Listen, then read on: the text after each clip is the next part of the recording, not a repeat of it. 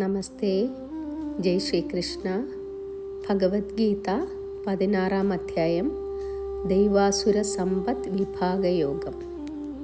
ശ്ലോകം 7.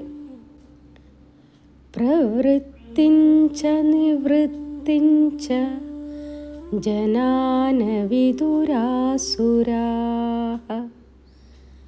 ന ശൗചന്നാപി ചാചാരോ ന സത്യൻ തേഷു വിദ്യതേ.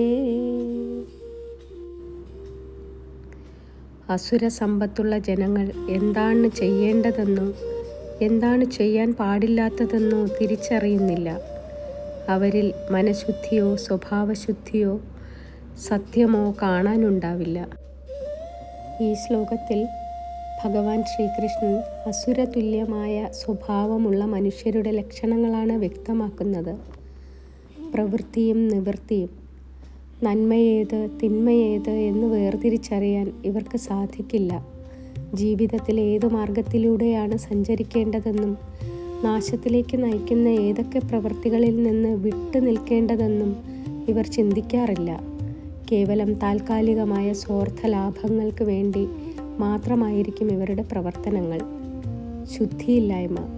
ആസുര സ്വഭാവമുള്ളവരിൽ ശൗചമുണ്ടാകാറില്ല. അതായത് ശരീരം വൃത്തിയായി സൂക്ഷിച്ചാലും അവരുടെ മനസ്സെപ്പോഴും കാമം, ക്രോധം, അസൂയ തുടങ്ങിയ ചിന്തകളാൽ അശുദ്ധമായിരിക്കും. സദാചാരമില്ലായ്മ. സമൂഹത്തിൻ്റെയോ ശാസ്ത്രങ്ങളുടെയോ നല്ല നിയമങ്ങളോ ധർമ്മനിഷ്ഠയോ പാലിക്കാൻ ഇവർ തയ്യാറാകാറില്ല. സ്വന്തം സുഖസൗകര്യങ്ങൾക്ക് വേണ്ടി അവർ ഏതറ്റം വരെയും പോകും. സത്യമില്ലായ്മ. ഇവരുടെ വാക്കുകളിലോ പ്രവൃത്തികളിലോ സത്യസന്ധത ഉണ്ടായിരിക്കുകയില്ല. കപടത നിറഞ്ഞ പെരുമാറ്റമായിരിക്കും ഇവരുടെ പ്രധാന ലക്ഷണം. ധർമ്മമേത് അധർമ്മമേത് എന്ന് തിരിച്ചറിയാൻ കഴിയാത്ത, സത്യവും ശുദ്ധിയുമില്ലാത്ത ചിന്താഗതികൾ നമ്മുടെ ജീവിതത്തെ എങ്ങനെ ബാധിക്കുന്നു എന്ന് ഈ ശ്ലോകത്തിലൂടെ നമുക്ക് മനസ്സിലാക്കാം. നന്ദി.